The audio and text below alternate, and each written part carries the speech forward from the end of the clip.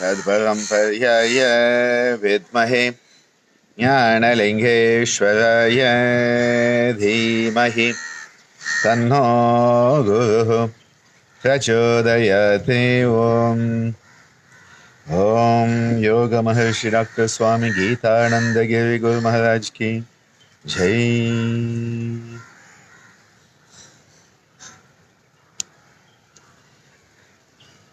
There's quite a joke usually, and they say that you go on a holiday and then you need another holiday to recover from the first.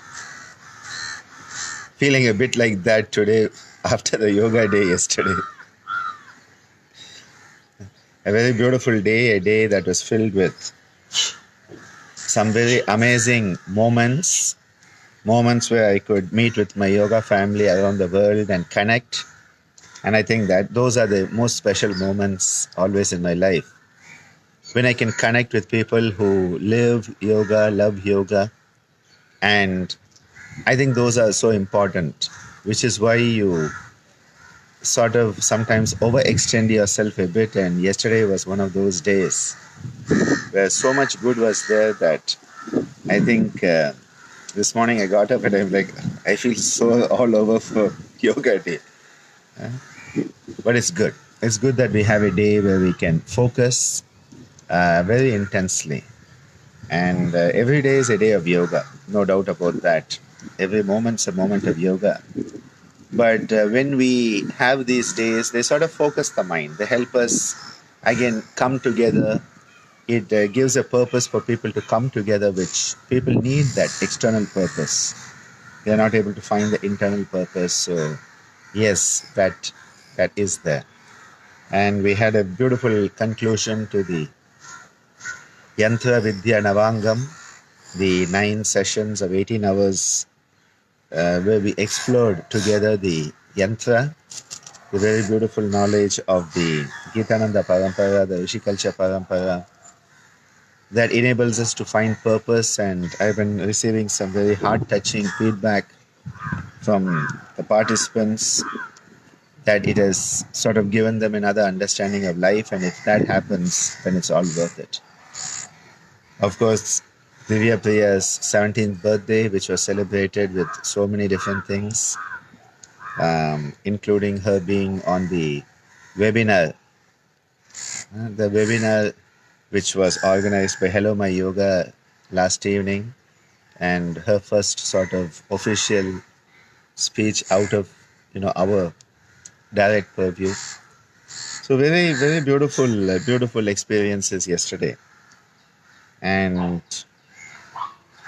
something that made me realize how fortunate we are. Anyone who's even heard the word yoga is fortunate. Anyone who has had an opportunity to practice it is fortunate. And then we are given the opportunity to share it with others. Imagine how fortunate we are. I think we need to realize that when we are fortunate, with that fortune that has smiled on us, we have the responsibility to share. To share yoga as it is, undiluted. To share yoga without commercializing it. To share yoga without mutating it. To share yoga as it is. Because yoga is so big, it becomes difficult, because when it is so big, how do you put it in a box? And all of us like to put things in boxes to define them. Because when something is in a box, you can define it. And yoga is so big, there's no box. The box doesn't exist. It's like, that's why the ocean is such a beautiful metaphor for what yoga is. And I think that the only way you can understand the grandeur of yoga is when you realize that yoga is life itself. Yoga is life itself. It's not separate from life. It's not different than life. And then people start to get confused. They say, yeah, but I'm living. And you say, yeah, you're not really living. You are just alive. It's just being alive is your survival instincts, making sure that you are not dead, that's all. But are you really living? Because living implies mindfulness. Living implies the capacity for introspection. Living implies a capacity for self-reflection. And when one starts to live like that, then truly one is living. Living doesn't just mean eating, sleeping, defecating, and procreating. It is said that all the animals and human beings, we share certain commonalities. And one of that is the need for food, ahara.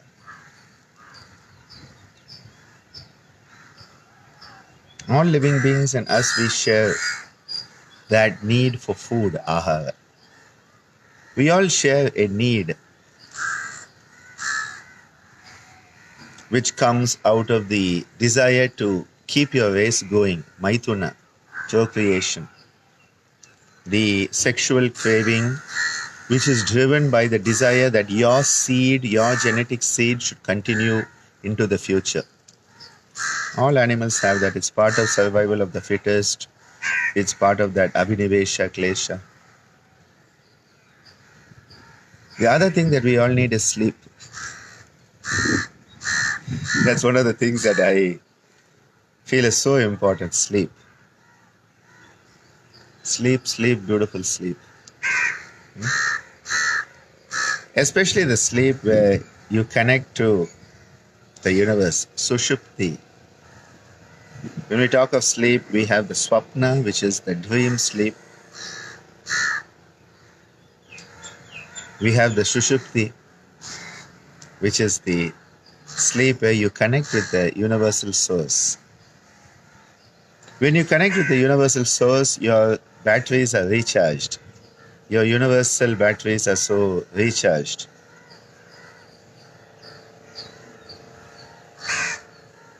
Most people miss that sushupti because sleep is disturbed.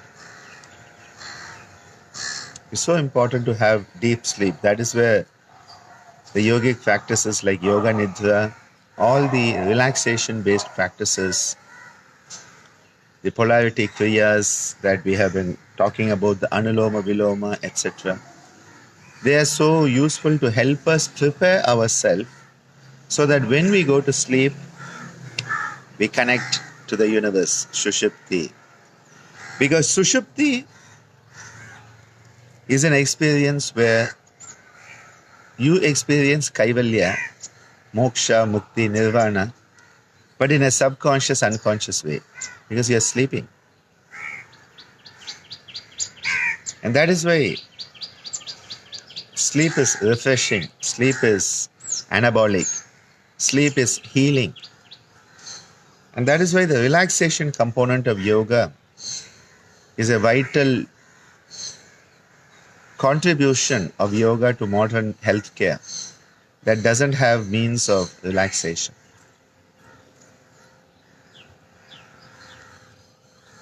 Nidra, sleep, is an important component of every living being. Food is an important component. Ahara. Maithuna, which is procreation, is another component of living beings. And then one thing which is common to all living beings is bhaya, fear. Why does fear manifest?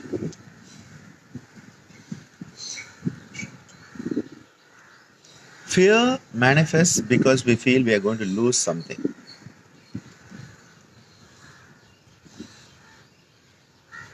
The basis of fear is we are scared of losing something. It could be material, it could be emotional,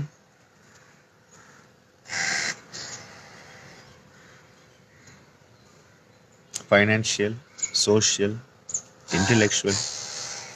And that is why Bharati Hari tells us that with each of these aspects of life, we are always afraid of losing it. Fear is because of being scared that we lose something. Why are we scared of losing something? Because we are attached to it. So from attachment comes fear.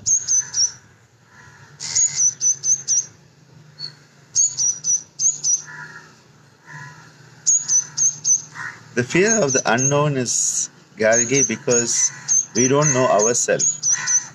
And because we don't know ourselves, we have created a false identity. Avidya has led to asmita. And so we have a self-identity which we are afraid we will lose in the unknown. Because unknown, we don't know what to expect. So we are afraid of losing ourselves or what we know. So the fear of unknown is because we are afraid of losing what we know. That is actually, it's a very interesting fear actually. The fear of the unknown is we fear we are going to lose what we know. Attachment. Attachment is the root of fear.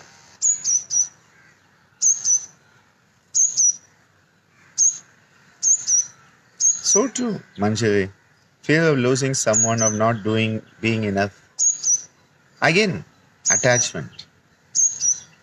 See, it is this attachment which is what Krishna, Maharishi Patanjali, everybody talks about. That is why Krishna is called as Yogeshwar Krishna. He gives us the Bhagwad Gita, seminal teachings of yoga. And that is why, people often get confused because they say, oh, the Bhagavad Gita is a Hindu scripture, it's a religious text. And I'm like, seriously, you guys have no idea. The Bhagavad Gita is a yogic text, not a religious text. But we have mixed up everything so much that every time in all these committees, I want Bhagavad Gita to be, highlighted. They're like, oh, it's religious. We are a secular nation. We'll offend somebody. I'm like, teachings of yoga that are there in the Bhagavad Gita are beyond any religion, beyond any limitation. Of the 700 verses in the Bhagavad Gita, about at least 100 verses are directly related, very, very directly related to yoga. Those verses at least. In fact, Ramana Maharishi, Swami Shivananda, all these great people have actually given important verses. And I had some time back collected about 100, I wanted to make it 108 verses. I like that 108. 108 verses of the Bhagavad Gita that are very, very directly related to yoga. And last night before going to bed, I was just looking through a few things that had come in the day. And my dear brother Jaideep Aryaji, he had sent a link of Swami Ramdev ji, his session yesterday for the yoga day.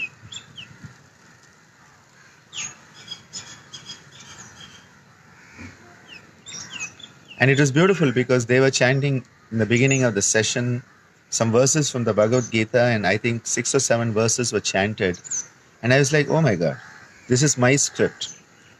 Because these are sort of the 10 verses of the Bhagavad Gita that I sort of chant all the time in my heart.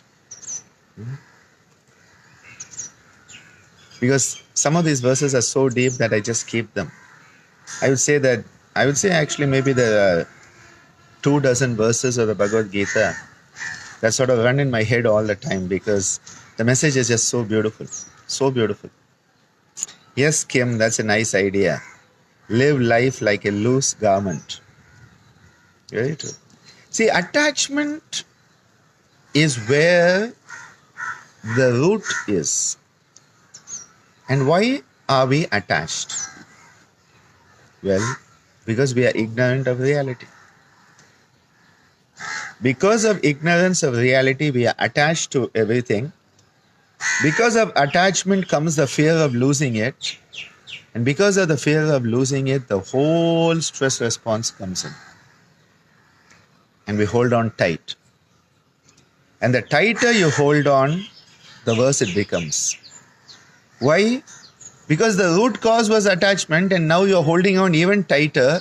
You're becoming even more attached. So do you think it will solve the problem?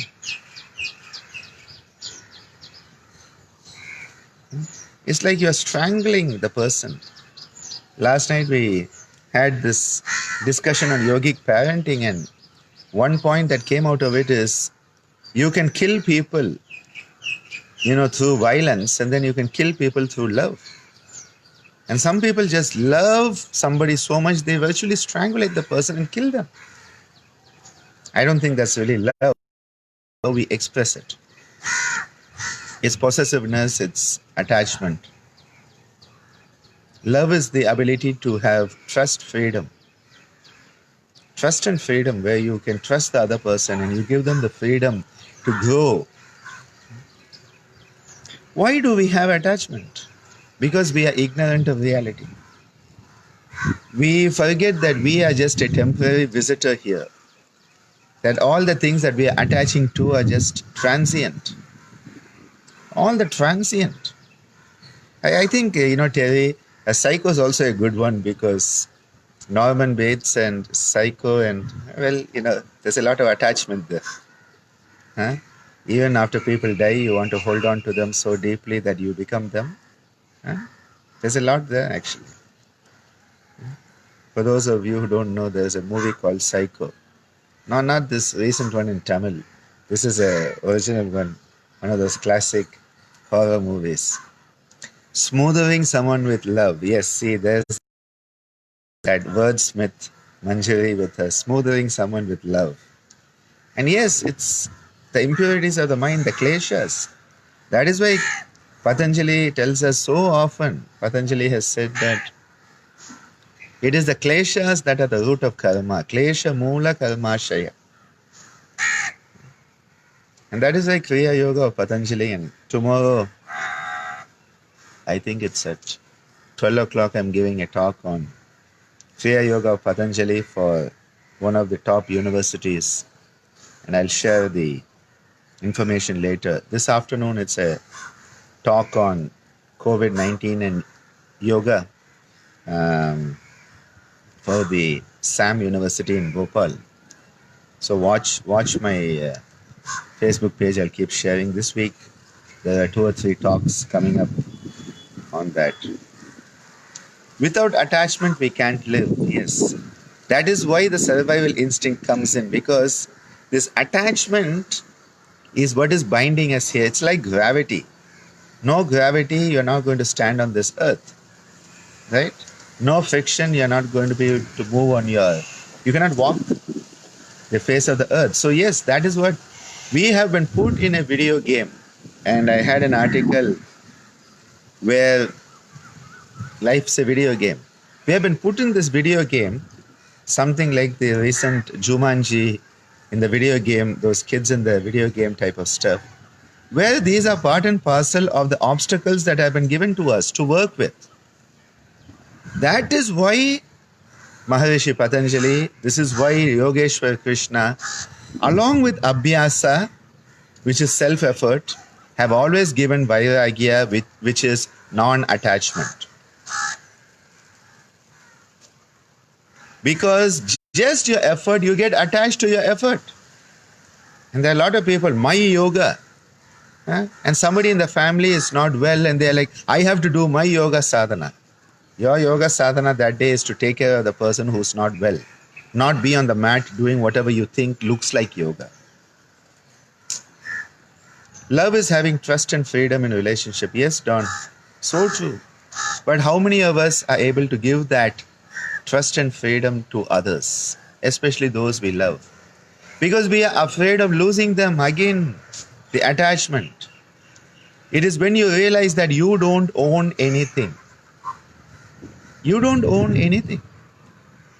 We have come empty-handed, we will go empty-handed. We don't own anything. We are just a temporary visitor when I talk about the physical aspect. And that is why we are not the body having a spiritual experience. We are a spirit having a bodily experience. And the spirit doesn't have any attachment. The spirit is beyond attachment. That is why the spirit, the Atma, cannot be touched, cannot be smelt, it cannot be hurt, it cannot be burnt, it cannot be sliced. We cannot do that because the Atma is beyond it. That is our reality. But what happens is we attach with the body, we attach with the family, we attach with our nationality. And the moment somebody says anything about India, I get, all the adrenaline comes up. How dare you do it? Attachment.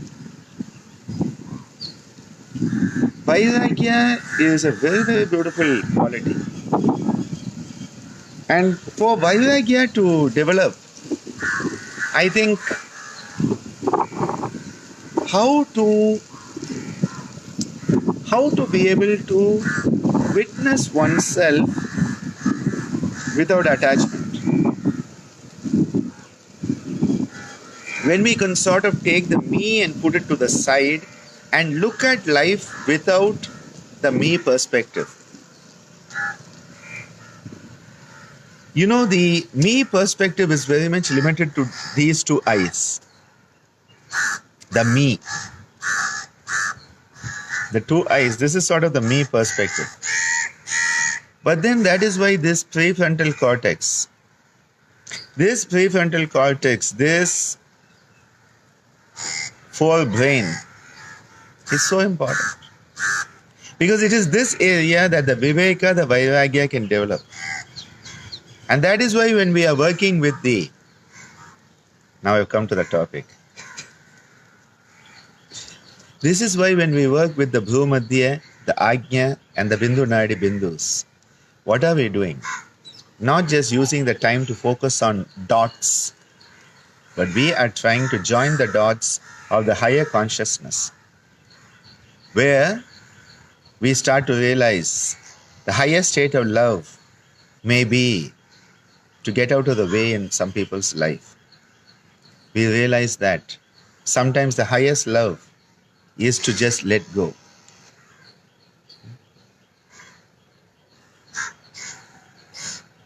I think I don't want to comment on some things because they are too emotional for many people. But recently in the USA there has been a horrendous expression of disrespect for humanity. For me, humanity is one. Humanity is one.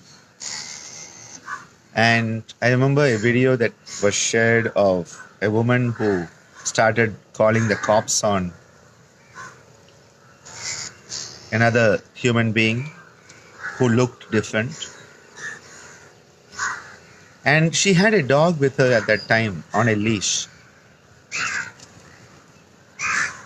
And that dog nearly got strangulated by her not having the awareness of what she was doing to another being, because she was again expressing that dichotomy, the duality that you are different than me with another fellow human being, that a third being was actually getting strangulated in her fear. And I think of this in relationships, that often because of fear, because of emotional volatility, we are strangulating people without even knowing what we are doing. The Brihadaranyaka Upanishad very clearly tells us, where does fear come from? It is from the sense of duality. You are different than me. And when you look at another human being, and instead of seeing them as a human being, you see them based on color, race, based on social standing, based on education. Dichotomy has already come in. You have already seeded the root of fear there, the fear of survival. Because you are attached to your point of view, not able to understand there's another point of view. Very difficult moments for us as human beings, because this is the area that starts to see the oneness in everyone. This is the place that can start to see everyone has the right to life. Everyone has a right to their perspectives. And I think the only place where we are that I think can sort of work on this is to realize that multiple perspectives can coexist in this universe. I'm going to repeat that. Multiple perspectives can coexist in this universe. And the moment we realize that, we are not afraid that our perspective is going to get lost. Because the fear that my perspective is going to get lost is what makes us attack the other person's perspective. This is why they work with the Bindus. It is not just, okay, there's one more concentration technique that Dr.Ananda is going to teach us, and the Bindus are, a good concept to work on this week, and then next week I'll find something new to work on. You don't need anything new to work on, you just have to work on yourself. Let the new you manifest. How can we teach others this beautiful perspective? The only way I know is by living it. The only way I know is by living it. The more we live these perspectives, the more we are these perspectives, maybe people can learn. Because I think, especially my work with young children, and I think we have to work with young children. Once we become an adult, we are a bit incorrigible. It's quite difficult to. They say you can never change anybody's mind by reason, and nobody's going to ever, because they're just so locked in it. But children, yes, that is why I love my kids at Yogacharya. Every one of them is my child. Why do I love them? Because there's this hope for the future that these kids can grow up having a wider universal perspective. I'm not even saying world, I'm saying universal perspective. They are still going to make mistakes. We all make mistakes. None of us is perfect. But at least, they are going to have the seeds that can be this universal perspective, and realize that there's a place for everyone in this universe. There is a space for everyone in this universe. Just because somebody exists, it is not a threat to you. I think you are the biggest threat to yourself, actually. As Swamiji would say, you don't have problems, you are the problem. Because it is this false identity that we have latched on to, we are attached to, that then creates this whole thing that my identity has to survive, and so I have to make you the villain of the piece. The world needs to change a lot. It's not just North America, it's the whole world, okay? In different ways. North America is just the flashpoint now. When we see violence, a life taken with such audacity. Audacity. When I look at that video, the audacity with which a life is taken, because I can do it. What right do we have? None. It doesn't matter if you are the president of the country or whether you are the last citizen of the country. Your responsibility is left with you. You have no right over anybody else's life, and especially not to take it. Where does this come from?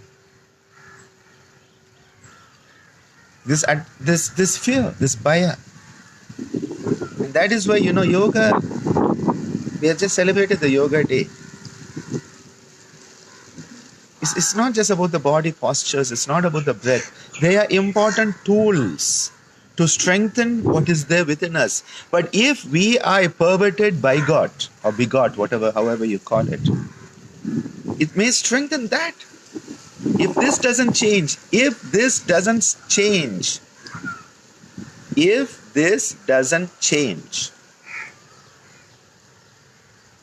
Swamiji used to say, yoga makes you better at whatever you are. He said, if you're a thief, you're going to be a better thief. If you're a villain, you're going to be a better villain. Unless the yama niyama come in, unless there's a change in the consciousness, unless the perspective changes. And that is where the real yoga occurs. The real yoga occurs when these areas come alive. When viveka, vairagya come alive, discernment and metacognitive non-attachment. When you start to develop that, you realize that iti, that is and this is. The opposites can coexist. Multiple perspectives have their place in the universe, and the universe is great enough, expanded enough to include all perspectives. Enough for today. See you later.